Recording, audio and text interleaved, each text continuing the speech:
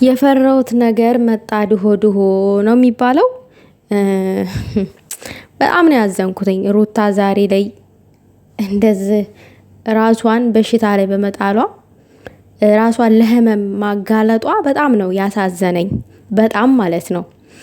አብርሽ አንተ ምን አለብህ ሩታን ጥለህ ነፍሰ ጡር ሴት ጥለህ ቡታጅራ ገባህ ቤተሰብህ ጋር ጨንቆህ ደብሮህ ደበረኝ ስትል ነበረ። ሩታም እንዳንተ አልደበራትም። ዋጋ የከፈለችለት ሴት ልጅህን በሆዷ ታቅፋ አንተ ደበረህ ሩታ ስለተለየችህ አይደለ? እሺ ዛሬስ እንዴት ነው? ደስ አለክ? ሩታ ሐኪም ቤት ገባች። እንኳን ደስ አለህ። ምን አይነት ሰው ነህ ግን? ምን አይነት ሰው ነህ? ሩታ ሳንቺስ ጠንካራ አልነበርሽም? ለማን ብለሽ ነው የምትታመሚው? ለምን ብለሽ ነው እንደዚህ የምትሆኒው? ማን ያዝንልኛል ብለሽ? ማን ተጎኔ ይቆምልኛል ብለሽ? ቤተሰብ አለሽ፣ እናት አባት፣ እህቶች አሉሽ፣ ጠንካራ እህቶች። ለምን አትሄጂም? እውነቴን ነው ሩታ፣ ለምን ቤተሰቦች ጋር አትሄጂም? እናት አባት እኮ ምንም አይነት ስህተት ብትሰሪ አይጥልም፣ ልጁን የወለደው ልጅ አይጥልም። አንቺ ግን የፈራሽበትና እንዳትሄጂ የያዘሽ ነገር አለ። እንደተረዳሁትኝ ከሆነ ለምን ትፈሪያለሽ? ለምን ነው የምትፈሪው? አውጥተውሽ አይጥሉሽ፣ እናት አባት ናቸው፣ ወልደውሻል። ለምን የዚህን ያክል ራስሽን በሽታ ላይ ትጠያለሽ?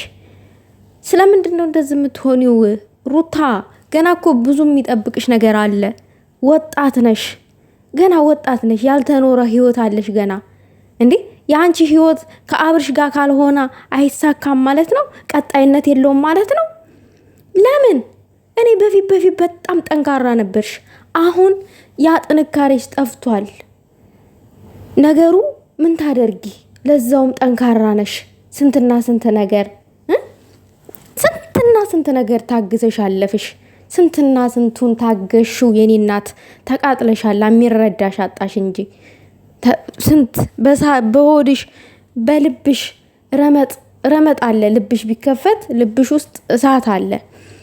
ስንት ነገር በግዴለሽነትና በምን አገባሽነት አሳልፏል አብርሽ።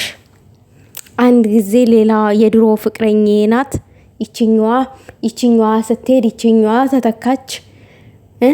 ከዛስ ሩታ የቤት እቃ ነች። እንደ ቤት እቃ አስቀምጣት ትሄዳለክ። በፈለክ ሰዓት ደግሞ ፍቅረኛህ ናት፣ ሚስትህ ናት፣ እናትህ ናት። እንደዛ ነበረ ስታስባት የነበረው።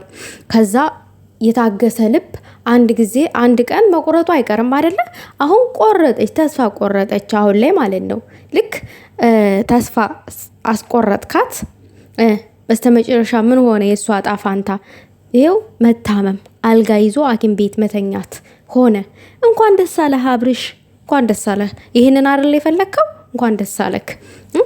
የታደለችማ ሴት አርግዛ ቤቷ ተቀምጣ በባሏ እንክብካቤ ተደርጎላት አፈር አይንካሽ ተብላ ትኖራለች። እንደ ሩታ ግን ያልታደለችዋ እሷ እርጉዝ ሆና ቤት ውስጥ ተቀምጣ የድሮ ፍቅረኛ መጣች፣ ከእሷ ጋራ አሸሸ ገዳይ። ፈጣሪ ትግስቱን ስጠኝ፣ እውነት ፈጣሪ ትግስቱን ስጠኝ። መቃጠል ብቻ። አረ ምን ጉር ነው? ደህና ሰው ሲበላሽ ቅራሬ የለውም አሉ። ልክ አብርሽ። እግዚአብሔርን ነው የምላችሁ።